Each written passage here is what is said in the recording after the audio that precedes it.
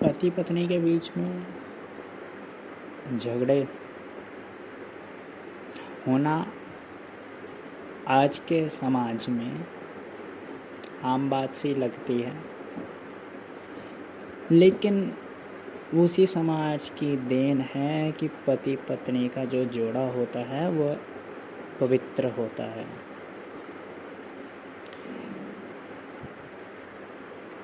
चाहे हिंदू धर्म हो या इस्लाम हो या कोई भी समाज की मुख्य धारा हो, शादी का जो जोड़ा होता है वो पवित्र माना गया है। शादी के जोड़े को बताया जाता है कि यह पति व पत्नी दोनों की आत्मा का मिलन है, यूनियन ऑफ सोल्स। ये ना केवल शारीरिक संबंध है बल्कि आत्मिक संबंध यानी भीतर का संबंध भी है। और एक बार संबंध स्थापित हो गया तो ये जन्मों जन्मों तक संबंध रहेगा, शाश्वत संबंध रहेगा, हमेशा के लिए, सदैव।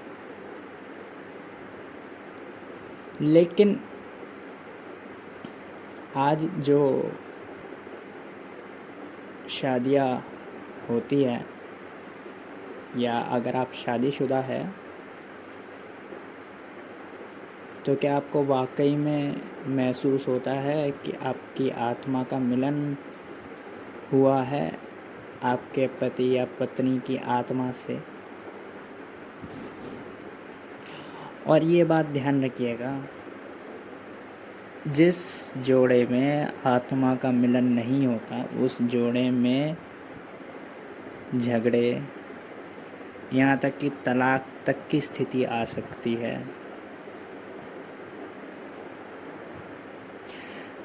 दो व्यक्ति एक साथ तब ही खुश रह सकते हैं जब दोनों ही एक हो, दोनों ही एक जैसे हो, दोनों ही एक विचार रखते हो, दोनों ही एक मान्यता रखते हो और दोनों ही इतना प्रेम करते हो एक दूसरे से कि दूसरा मिट ही जाता हो, दोनों एक बन जाते हो।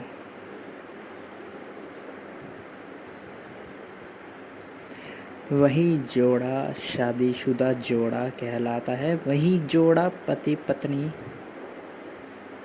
कह सकते हैं।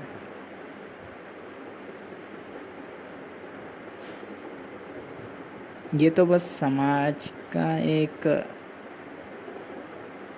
कहना है कि 20 से 25 या 20 से 30 वर्ष की उम्र में शादी हो जानी चाहिए, तो कैसे तैसे शादी करा देते हैं, कुंडली कैसे तैसे मैच करा के, और फिर शादी के 1 साल 2 साल 3 साल तक भी ठीक रहता है मामला, लेकिन चौथे साल 5वें साल फिर लड़ाई झगड़े होते रहते हैं।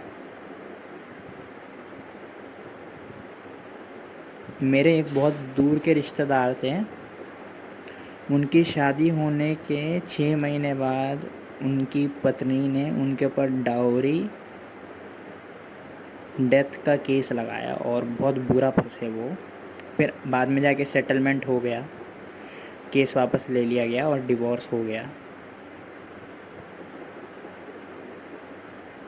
कहने का मतलब ये है कि अगर आंतरिक संबंध नहीं बैठ पाता आपके और आपके पार्टनर में या जिसके साथ भी आप शादी करना चाहते हैं,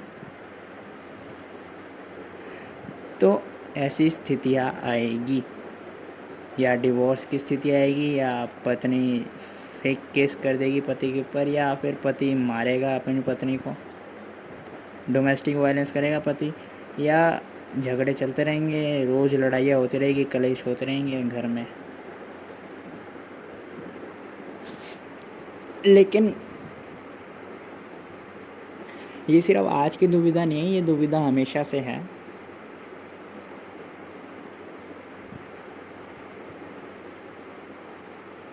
एक तो सुंदरता देखते हैं, बोलते हैं लड़का सुंदर होना चाहिए या लड़की सुंदर होनी चाहिए, होने वाली पत्नी सुंदर होनी चाहिए या होने वाला पति सुंदर होना चाहिए।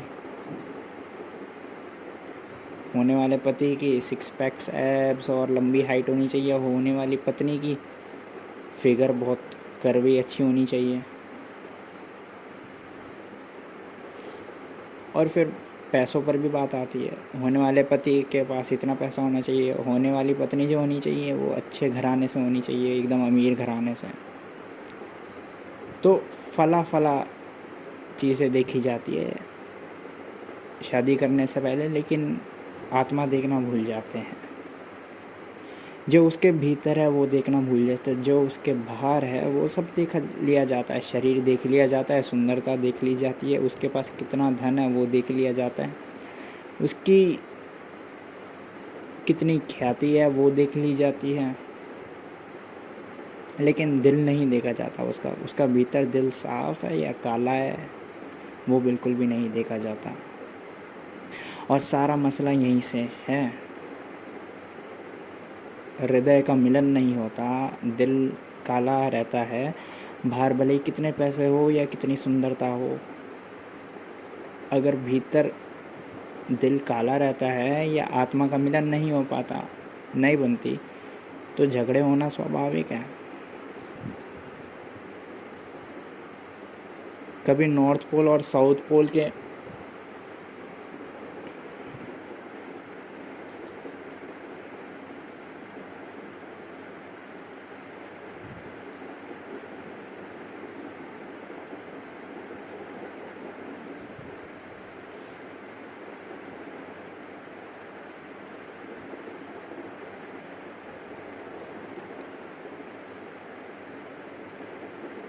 तो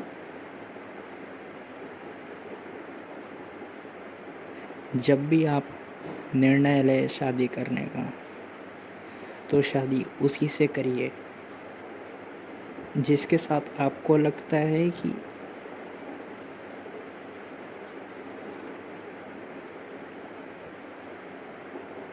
एक हो जाएंगे हमेशा के लिए और कभी टूटेंगे ही नहीं। ध्यान रखिए, ये इमोशन भी आ जाता है कभी कभी कि अब एक हो जाएंगे, लेकिन बाद में पता लगता है कि एक ही नहीं में टूटते ही जा रहे, टूटते ही जा रहे, झगड़े ही हो रहे हैं। बहुत कठिन है भीतर देखना किसी के, लेकिन अगर सामने वाला व्यक्ति वाकई में आपसे प्रेम करता है तो आपको महसूस होगा, और आप वाकई में प्रेम करते हैं सामने वाले व्यक्ति से, आपको भी महसूस होगा।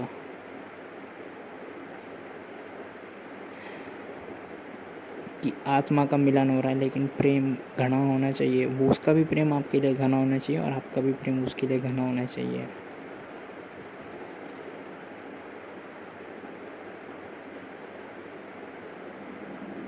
और ध्यान रखिएगा हमेशा, आत्मा का ना कोई बैंक बैलेंस होता है, आत्मा का ना कोई शरीर होता है, आत्मा का ना कोई चेहरा होता है,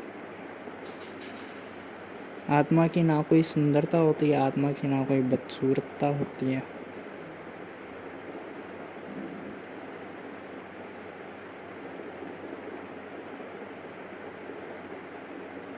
आत्मा का चेहरा भी नहीं होता। और उसी चीज़ का मिलन कह रहा हूँ मैं।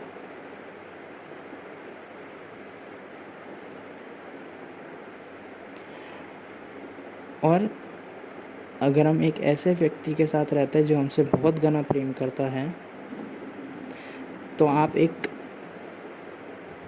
परिवर्तन पाएंगे अपने शरीर के अंदर। ये वैज्ञानिक परिवर्तन होता है। अगर कोई व्यक्ति आपसे बहुत घना प्रेम करता है तो आपके शरीर के अंदर जो सफ़ेद कोष है, यानी वाइट ब्लड सेल्स, जो कि किसी भी बीमारी से लड़ने के लिए क्षमता देते हैं, इम्यूनिटी देते हैं, रोग प्रतिरोधक क्षमता, तो सफ़ेद कोष की मात्रा बढ़ जाती है जब आप किसी ऐसे व्यक्ति के साथ या निकट आते हैं जो आपसे बहुत प्रेम करता है। इसलिए कभी कभी बोला जाता है ना कि बच्चे जब हॉस्टल में होते हैं, जब उन्हें डेंगू जैसी बीमारी हो जाती है, जो बहुत केयर मांगती है तो उसे घर भेज दिया जाता है माँ के पास, क्योंकि माँ अपने बच्चे से प्रेम करती है। और किसी ऐसे व्यक्ति के साथ रहेंगे जो हमसे प्रेम करता है तो हमारी रोग प्रतिरोधक क्षमता बढ़ती है। तो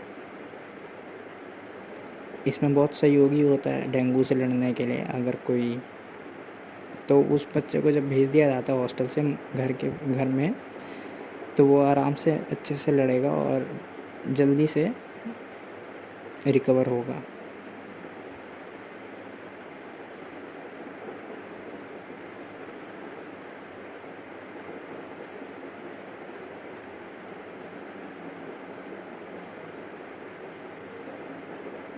और अगर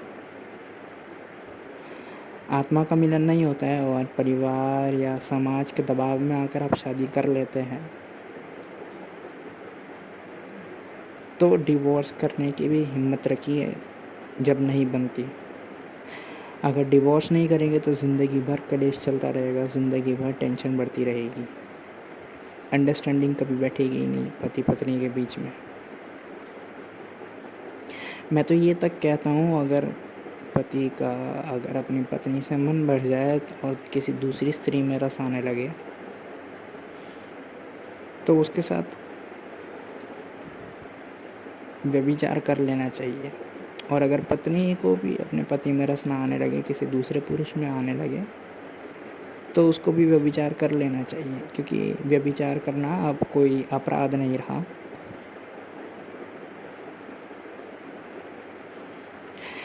इससे दोनों को स्वतंत्रता भी रहेगी कि किसके साथ संभोग करें, वरना रोज़ रोज़ वही पत्नी और वही पति, ऊपर से प्रेम है ही नहीं दोनों का आपस में, घृणा पैदा होगी और संभोग नहीं होगा, बलात्कार होगा।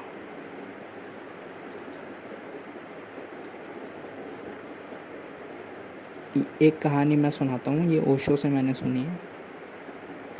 कबीर की पत्नी थी। कबीर बड़े ज्ञानी व्यक्ति, आत्मज्ञानी व्यक्ति। आत्मज्ञानी यानी जिसने आत्मा का ज्ञान जाना हो। उनकी पत्नी एक ऐसे व्यक्ति की जिसने आत्मज्ञान जाना हो, किस्मत वाली पत्नी होगी। बड़ी खूबसूरत थी कबीर की पत्नी। अब कबीर तो कपड़ा बुनते थे और बेचते थे, छोटी सी कमाई थी उनकी। तो राशन की दुकान से सामान, खाना का सामान वगैरह लाया करते थे। कीर्तन पे बुलाया करते थे अपने दोस्तों को, पैसों की परवाह नहीं करते थे। तो कीर्तन पे बुलाया करते थे, भोजन भी अपनी तरफ से दिया करते थे। तो राशन का सामान लाना पड़ता था, तो उसके लिए पैसे उनके पास थे नहीं उतने, उधारी पर लेकर आया करते थे। एक समय ऐसा आया कि उधारी बहुत ज़्यादा हो गई और दुकान वाले ने बोला, पत्नी लेने जाया करती थी राशन का सामान दुकान पर, कि अब और उधार नहीं दूंगा मैं। पत्नी ने बोला आपको देना पड़ेगा आज के लिए। आज उन्होंने कम से कम 500 लोगों को बुलाया है।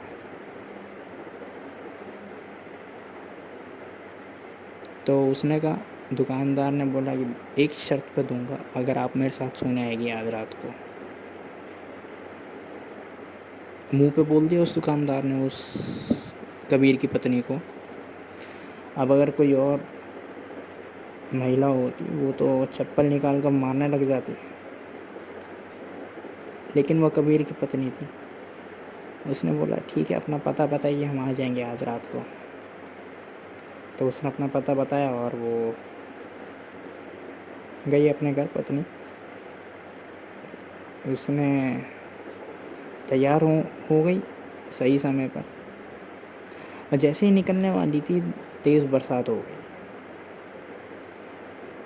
कबीर ने देखा अपनी पत्नी को कि क्या है आज, क्या हो गया आज, इतना सज धज के बैठी हो, नए कपड़े चमकीले, क्या हो गया। तो पत्नी ने बताया ये सब, ये बात है। तो कबीर ने बोला चलो ठीक है, मैं आपको छोड़ने आ जाता हूँ। कबीर छाता लेकर गए, खुद भीग गए लेकिन पत्नी को भीगने नहीं दिया। छाता पत्नी के ऊपर ही रखा पूरे रास्ते, और दरवाज़ा खटखटाया, फिर वो गई पत्नी ऊपर। और उस दुकानदार ने देखा कि कबीर नीचे खड़ा है, तो वो तो हैरान हो गया।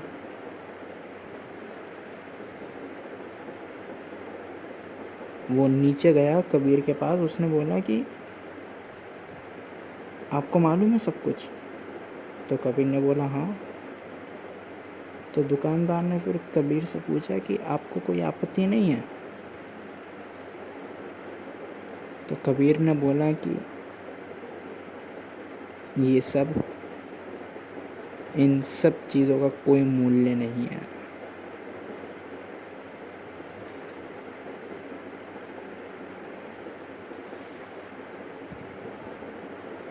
असली बात तो भीतर है, परमात्मा में।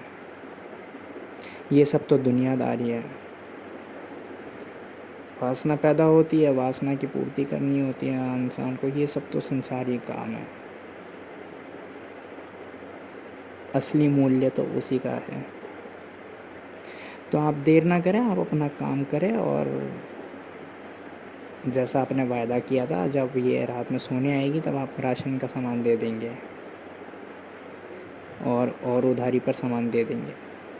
तो वो तो आश्चर्यचकित हो गया दुकानदार।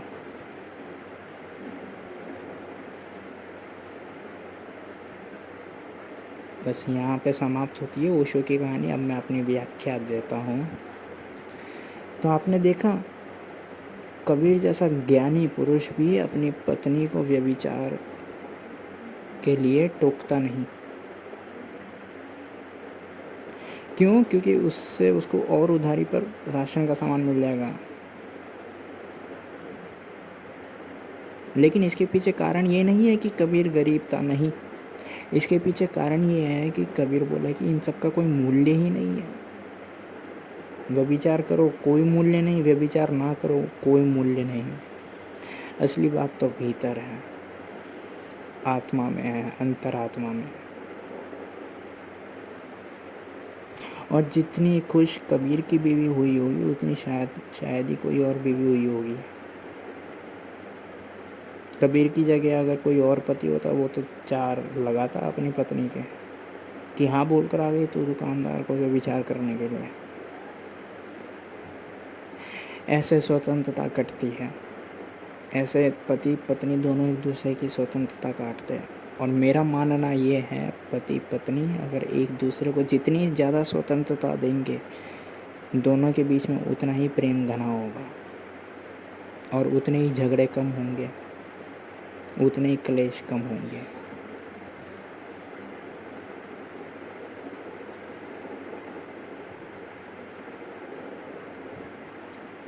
मेरे नज़र में बड़ा स्वाभाविक है, बड़ा नेचुरल है ये। अगर पत्नी के अलावा किसी और महिला में रस आने लग जाए तो ये बड़ा नेचुरल है। और अगर स्मोक करने का भी मन कर जाए, ये भी बड़ा नेचुरल है। ये शरीर है, ये मन है, ये मन को थोड़ी नज़र में आता है कि ये मेरी पत्नी है, ये मेरी पत्नी नहीं है, या ये मेरा पति है, ये मेरा पति नहीं है। बिल्कुल नेचुरल है। और बल्कि पति पत्नी को ये मन की जो स्थिति है ये समझनी चाहिए कि ये बिल्कुल स्वाभाविक बात है। अगर अपने पति या पत्नी के अलावा किसी तीसरे व्यक्ति पर अगर मन आ जाए संभोग करने के लिए या प्यार करने के लिए,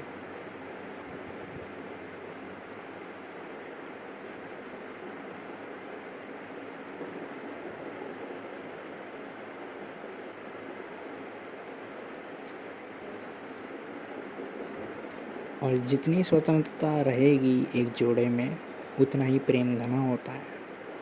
प्रेम की भी यही परिभाषा है कि एक दूसरे को स्वतंत्रता देना।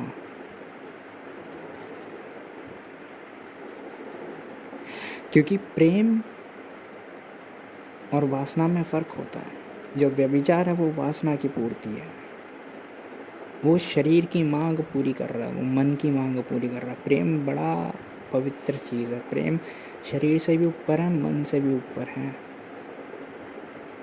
यूँ समझे कि पति किसी दूसरी महिला के साथ संभोग कर रहा है, अपनी वासना की पूर्ति कर रहा है, मन की वासना की पूर्ति कर रहा है, शरीर की मांग पूरी कर रहा है, लेकिन प्रेम वो अभी भी अपनी पत्नी से ही करता है। पत्नी भी जानती है अच्छे से वो प्रेम मुझसे ही करता है, भले ही कितनी भी महिलाओं के साथ सो जाए वो, लेकिन प्रेम मुझसे ही करता है। ये होता है प्रेम। प्रेम को लोगों ने सेक्स के साथ जोड़ लिया है, प्रेम को संभोग के साथ जोड़ लिया है।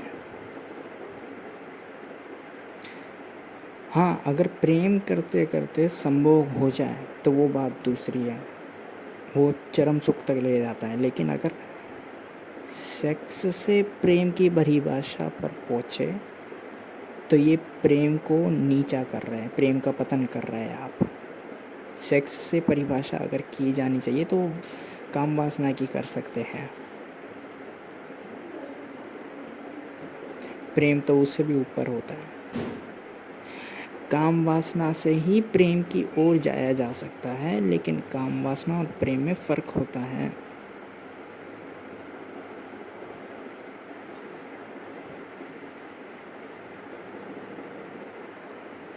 सब्सक्राइब करें अगर ये चलचित्र मददगार साबित हुई हो तो, और शेयर करें यह वीडियो।